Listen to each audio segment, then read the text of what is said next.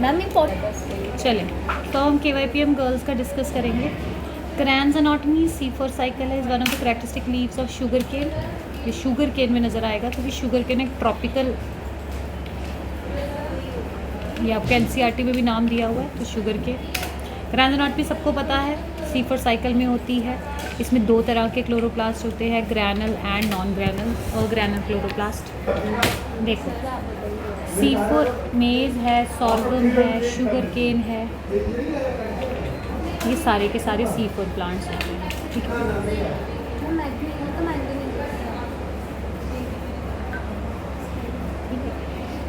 तो इसका आंसर आएगा शुगर केन। बाकियों का नाम आपने नहीं पढ़ा है।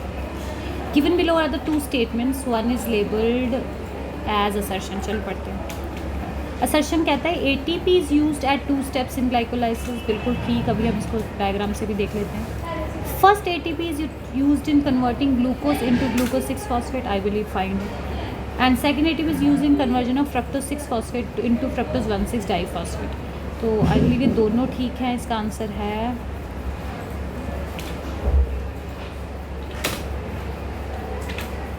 both A and R are true, both fourth option होगा, both A and R are true and R is the correct explanation of A. So ये आपका आंसर है। देखो, उसने ये बोला ना, ग्लूकोज से ग्लूकोज 6 फॉस्फेट में चेंज हुआ। फिर दूसरा है फ्रक्टोज 6 फॉस्फेट से फ्रक्टोज 1,6 फॉस्फेट में चेंज हुआ। तो 2 ATP तो हो रहे हैं। पहला ऑप्शन तो ठीक है। आई बिलीव रीज़न देख लेते हैं, रीज़न ठीक है कि नहीं ठीक है। फिर से देखते हैं क्वेश्चन क्या पूछा है उसने। ठीक है, fructose 6 phosphate into fructose 1,6 phosphate. ठीक है, तो इसका आंसर आएगा 4। Third option, there is incorrect statement for Krebs cycle. Krebs cycle के लिए इसमें एक इनकरेक्ट स्टेटमेंट है। There are 3 points in the cycle where NAD positive is reduce to NADH। अच्छा, कहता है 3 जगह है जहाँ पे NADH बनता है। इतना मेरे बच्चों को याद होगा, फिर भी मैं NCERT से दिखा देती हूँ। The cycle starts with the condensation of acetyl group with pyruvic acid. कहता है एसिटाइल ग्रुप किसके साथ मिलता है? इसके हिसाब से एसिटाइल ग्रुप किसके साथ मिलता है? पायरुविक एसिड के साथ। चलो, तीसरा ऑप्शन है during the conversion of succinyl coenzyme A to succinic acid, a molecule of GTP synthesize. ठीक है जी, S² पे GTP सिंथेसाइज हो रहा है। देयर इज़ 1 पॉइंट जहाँ पे FADH बनता है। तो अभी हम इसको ये वाला आंसर, तो ये है पायरुवेट। देखो, ये होगा यहाँ पे 1 ग्लूकोज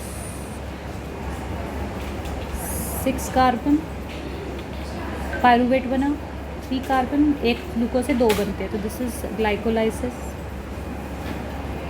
पायरुवेट से एसिटाइल कोएंजाइम है, इसे बोलते हैं पायरुवेट डीकार्बोक्सिलेशन। मेरे को विनय सर ने दिया था। चले देखो, अब उसने बोला 3 जगह पे NADH बन रहा है। 1 2 3 करेक्ट है। एक जगह पे FADH बन रहा है, करेक्ट है।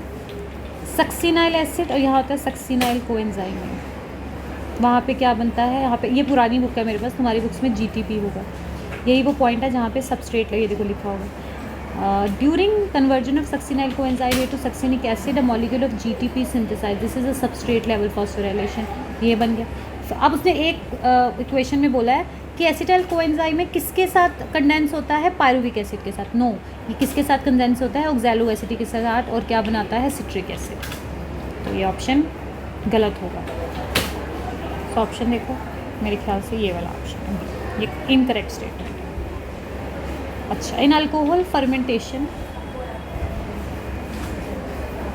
Triose phosphate is electron donor while pyruvic phosphate is electron acceptor. Pyruvic acid is electron acceptor. Electron होता है जो इलेक्ट्रॉन को एक्सेप्ट करे। ठीक है, triose phosphate is the electron donor while acetaldehyde is the electron acceptor. Oxygen is the electron acceptor, there is no electron donor. तो इसमें triose phosphate is the electron donor while acetaldehyde is the electron acceptor. सो देखो, इसका answer क्या लिखा है उन्होंने, ये आपको डायग्राम दिख रहा है। ट्रायोस फॉस्फेट यानी is electron donor. Electron donor मतलब वो डोनेट कर रहा है। ये ग्लूकोज है, ठीक है। यहाँ से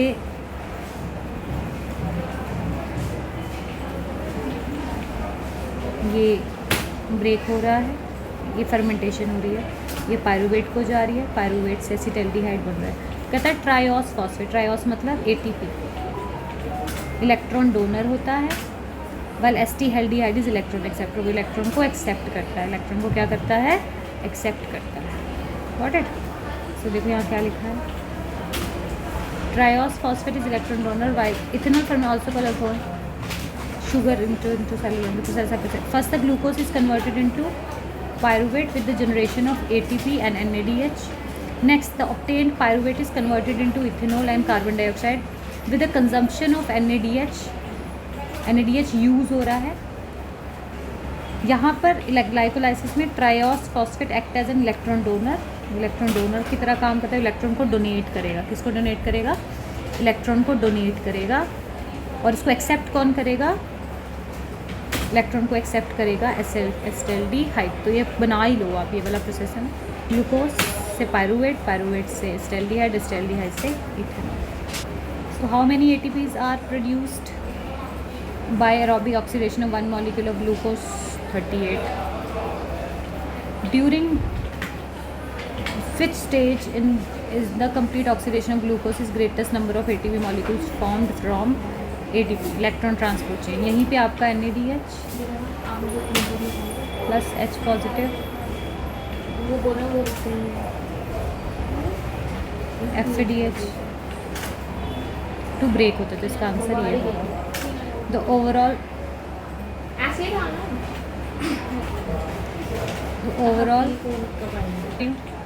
शांत हो रहा है। The overall goal of glycolysis, Krebs cycle and the electron transport system is the formation of ATP. तो ATP बनाने के लिए सारा प्रोसेस जो है वो होता है। The light independent reaction in photosynthesis takes place at independent मतलब जिसमें लाइट की ज़रूरत नहीं पड़ती, that is stromal matrix. Electrons from excited chlorophyll molecule of photosystem 2 are accept. PS2 है, मैंने आपको हमेशा बोला PS2 को अगर आप खोल के देखेंगे तो you will have antenna molecules.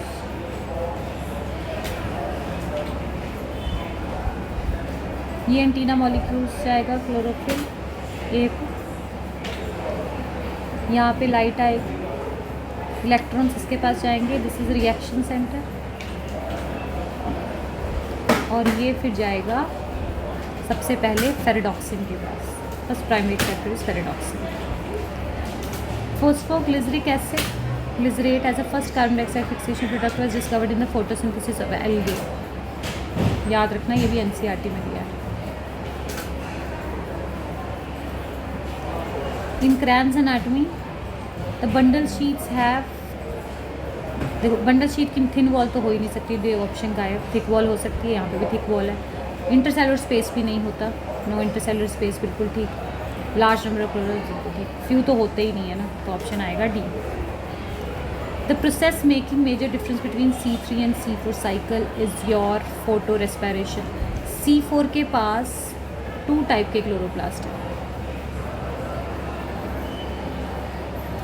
और इन्हीं 2 टाइप ऑफ क्लोरोप्लास्ट की वजह से नो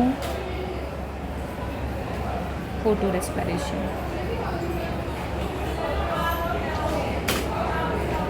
C3 में फोटो रेस्पिरेशन होता है, तो ये मेजर डिफरेंस। देखो C3 cycle is your Calvin cycle, ठीक है।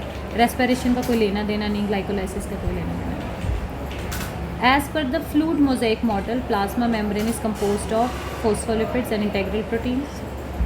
Phospholipid, extrinsic protein, intrinsic protein, तो इसका आंसर आएगा B। The ribosome is engaging protein synthesis in animal cells. अच्छा, ये आपका सेल है, ये आपका न्यूक्लियस है, ये आपका RER है।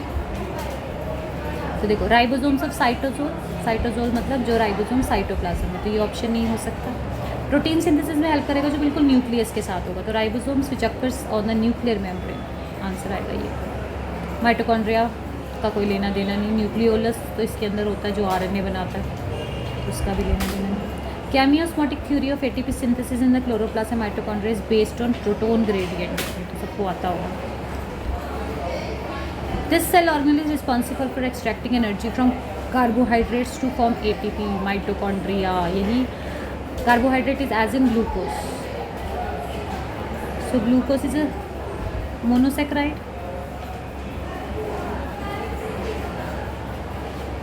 विच इज हेक्सोस, जो टूट के बनाती है pyruvic acid. Pyruvic acid mitochondria में जाता है और क्या बनाता है? ATP बनाता है. तो आंसर है mitochondria. Fruit and leaf drop at early stage can be prevented by auxins. Answer आप NCERT में साफ साफ लिखा होगा कि अगर आपको लीफ को एब्सीशन को कम करना है तो ऑक्सिन्स डालिए. तवीना कर्वेचर इज, अवीना याद है आपको, जो एल्वियो लाइट पड़ती है, लाइट की तरफ वो झुक जाता है, तो it is your indole acetic acid. Indole acetic acid ethylene हो नहीं सकता, ये पकाने में हेल्प करता है.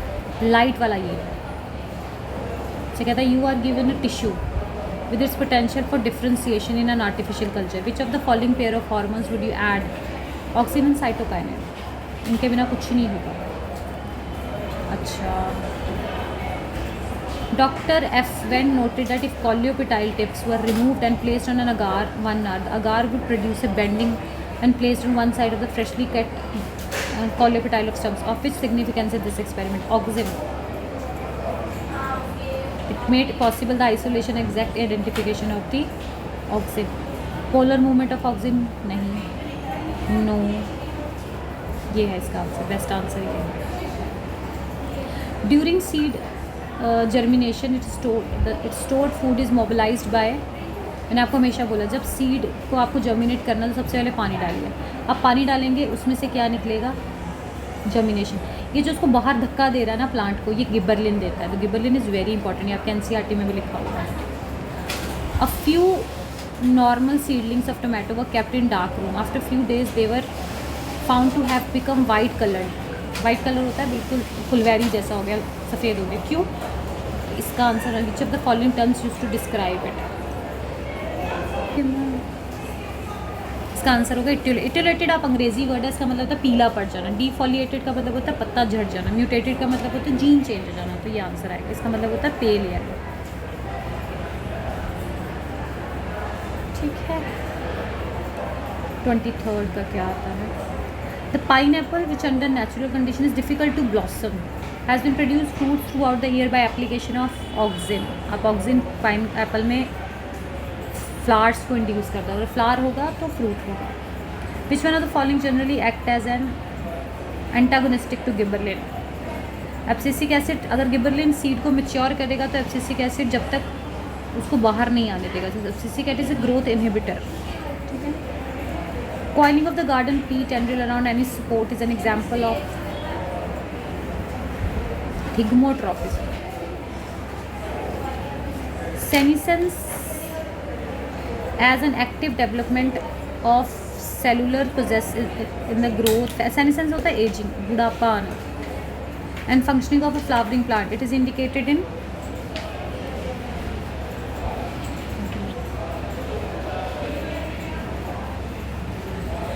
It is your vessels and tracheal differentiation में आ जाएगा. जब ये डिफ्रेंशिएट करेंगे तो इसमें ये एज होना शुरू हो जाएगा. लीफ में तो होता नहीं, फ्लोरल में भी नहीं होगा, इसमें भी नहीं होगा. Which of these is not a function of oxygen? Dormancy को इंड्यूस करना. इंड्यूस कैलस फॉर्मेशन करता है, सेल की डिवीजन करता है, मेंटेन एपिकल डोमिनेंस करता है. ये नहीं करता. In the electron transport system present in the inner mitochondrial membrane chlorocomplex 1 and 4 respectively are. 1 तो ये है, 4 ये है. ये ETS निकालेंगे आप तो आपकी बुक्स में साफ साफ दिया होगा. RQ ऑफ प्रोटीन ये आएगा भाई, ये बहुत इंपॉर्टेंट है. 0.9. तो मैंने एक NCERT बेस्ड पेपर डाला है, ज़्यादा टफ नहीं डाला. ये आना चाहिए और इसमें से ही पिछले साल के पेपर्स हैं, कुछ मैंने अपनी तरफ से नहीं डाला. Thank you.